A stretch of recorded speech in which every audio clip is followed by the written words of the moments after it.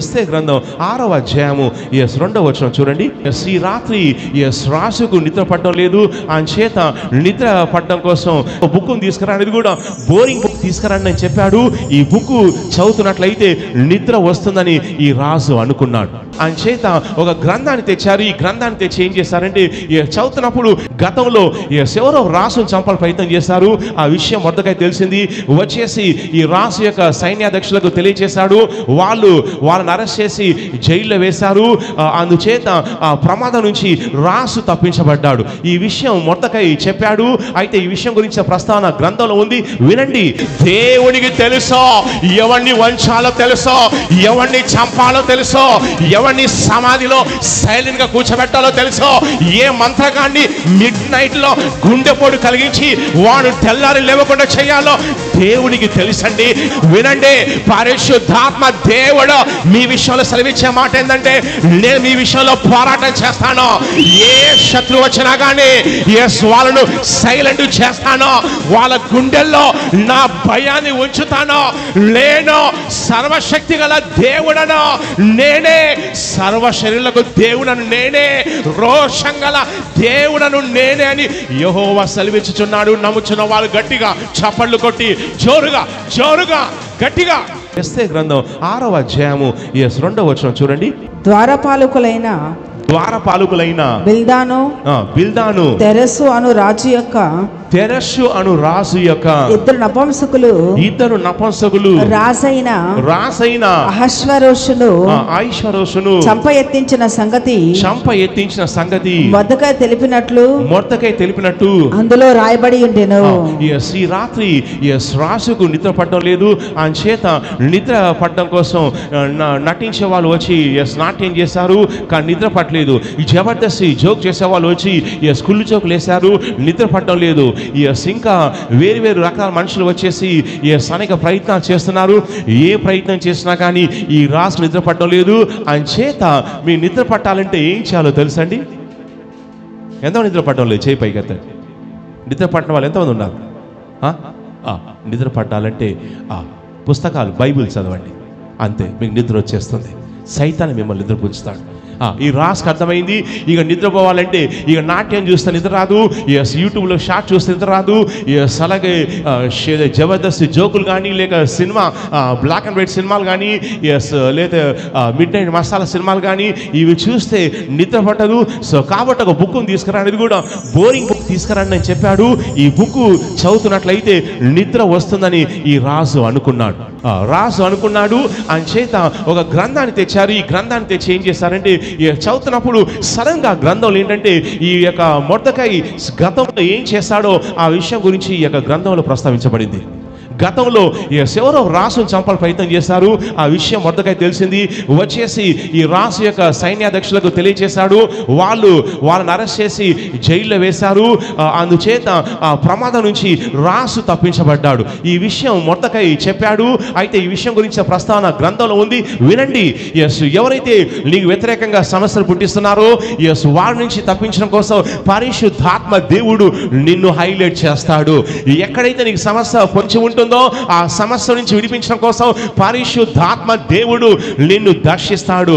ఎక్కడైతే నీకు ఆటంకం ఉందో ఆ ఆటంకం నుంచి నిన్ను విడిపించడం కోసం పరిశుద్ధాత్మ దేవుడు నూతనమైన కార్యాలు చేస్తాడు. ఈ సమయంలో మొర్దెకై గురించినటువంటి గ్రంథాన్ని ఈ రాసు చదువుతున్నాడు. ఆయన ప్రస్థానం వచ్చింది. వినండి, ఏ సమయంలో దేవుని హెచ్చించాలో ఆయనకు తెలుసు. చాలాసార్లు ఏం చేస్తారంటే నేను ఈ సంఘానికి వెళ్ళాను, కొన్నాళ్ళు బాగానే ఉంటారు, సంఘానికి వస్తారు బాగానే ఉంటారు, ఏదో దయ్యం పడుతుంది, ఎవరో ఏదో డిస్టర్బ్ చేస్తారు, సంఘం మానేస్తారు, కుటుంబం అంతా కూడా సర్వనాశనం అయిపోతుంది. ఆ తర్వాత రియలైజ్ అవుతారు. వినండి, దేవుడు నిన్ను ఎప్పుడు హెచ్చించాలో దేవునికి తెలుసండి.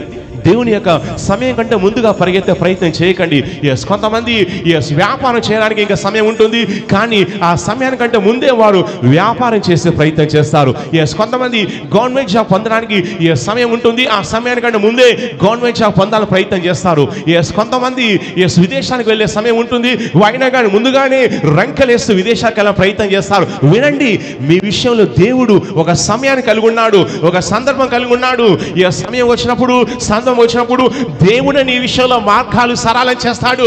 ఆయన మార్గాలు సరళం చేయకముందే నువ్వే రంకలేస్తూ పరిగెత్తి సైతాన్ యొక్క ఉచ్చులో పడిపోయిన వాళ్ళు చాలా మంది ఉన్నారండి. దేవుడు మార్గాలు సరళం చేసే దేవుడు అండి. దేవుడు ఆయన ద్వారాలు తెచ్చే దేవుడు. ఆయన నిన్ను ద్వారాలు పగలగొట్టుకొని పొమ్మని చెప్పలేదు, ఆయన ద్వారాలు తెరుస్తాడు. చాలాసార్లు ఏం చేస్తారంటే సమయం రాకముందే వాళ్ళని చూసి వీళ్ళని చూసి పులిని చూసి నక్క వాత పెట్టుకున్నట్టు చాలా మంది విశ్వాసులు ఏం చేస్తారంటే వాళ్ళని చూసి వీళ్ళని చూసి పోల్చుకుంటూ నేను వాళ్ళలాగా ఉండాలి, వీళ్ళలాగా ఉండాలి, వాళ్ళలాగా వ్యాపారం చేయాలి, వాళ్ళలాగా కోటీశ్వరులు కావాలి, వాళ్ళలాగా సేవ చేయాలి, వాళ్ళలాగా ధనికుని కావాలని పులి నక్కను చూసి వాత పెట్టుకున్నట్టు చాలాసార్లు ఏం చేస్తారంటే వాళ్ళని చూసి ప్రేరేపించబడి ఏదో చేసే ప్రయత్నం చేస్తారు. నిజంగా దేవుని ఈ విషయాలు ఉద్దేశంగా ఉన్నట్లయితే ఆయన మార్గాలు సరళం చేస్తాడు. నువ్వు చేయాల్సింది ఏంటంటే ఆయన సమయం కోసం వెయిట్ చేయాలి, ఆయన సందర్భం కోసం వెయిట్ చేయాలి.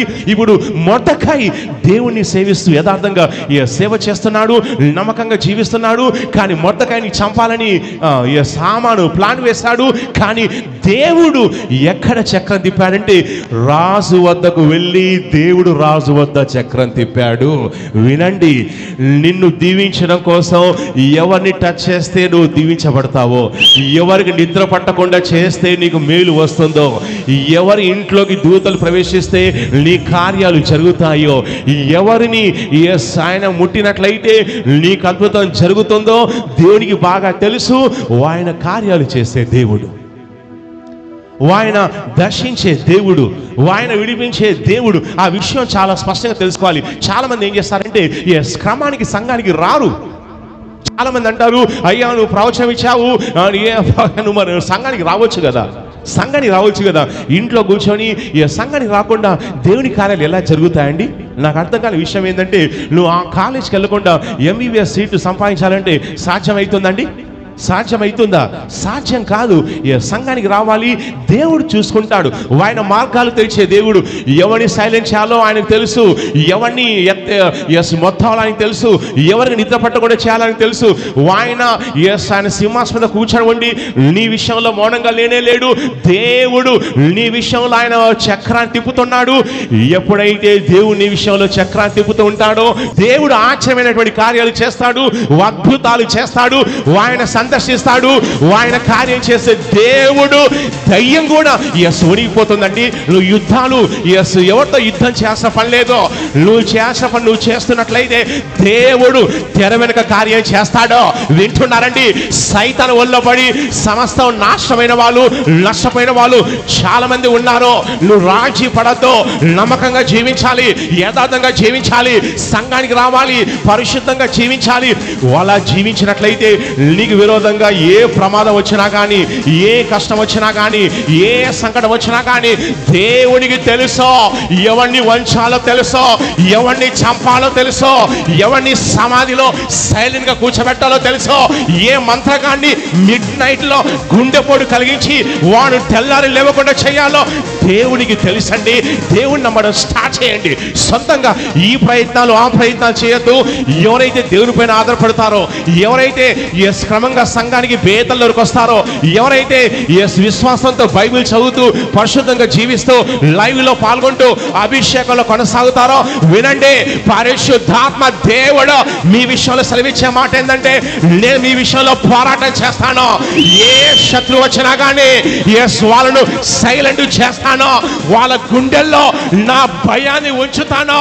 నేను సర్వశక్తి గల దేవుడను, నేనే సర్వ శరీరులకు దేవుడను, నేనే రోషం గల దేవుడను నేనే అని యెహోవా సెలవిచ్చుచున్నాడు. నమ్ముచున్న వాళ్ళు గట్టిగా చప్పట్లు కొట్టి జోరుగా గట్టిగా కొట్టండి, చప్పట్లు కొట్టండి.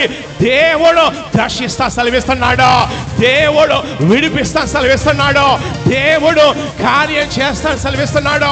నీ విషయంలో నేను మౌనంగా లేను, నీ విషయంలో మార్గాలు సరళం చేశాను, నీ విషయంలో ద్వారాలు తెరుస్తున్నాను, నీ విషయంలో సాకాలను నిలబెట్టబోతున్నాను. నమ్ముచున్న వాళ్ళు గట్టిగా చప్పళ్ళు కొట్టి ఉచ్చయించి గట్టిగా చెప్పండి. హల్లెలూయా.